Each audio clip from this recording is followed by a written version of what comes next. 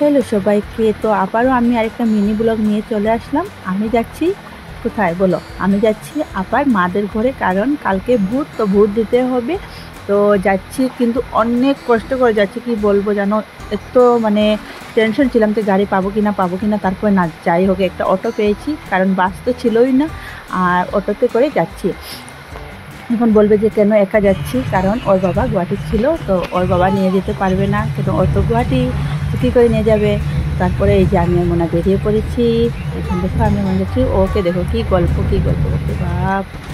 এদিকে দেখো আমাদের অবস্থা, মানে এত বাতাস।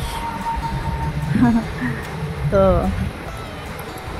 এই যে, তারপরে এই যে এদিকে দেখো ট্রেন দেখে, তো ও কী বলবো, ট্রেন হ্যাঁ ট্রেনে বাবা চলে গিয়েছে কালকে গুয়াহাটি, এই ট্রেনে গিয়েছে নাকি। বললাম না, এই ট্রেনে না, কালকে আরেকটা ট্রেন করে গিয়েছে রাত্রেবেলা, এই ট্রেন তো এখন যাচ্ছে। এই দেখো কীভাবে দেখছে।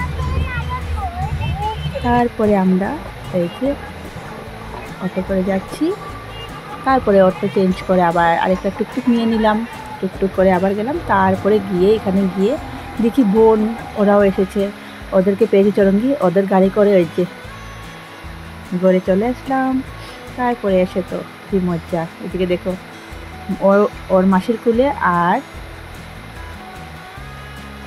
আমার বোনের ছেলে আমার কুলে, মানে ও ওর মাসির কুলে, আর বোনের ছেলে আমার কুলে, মানে মাসির কুলে।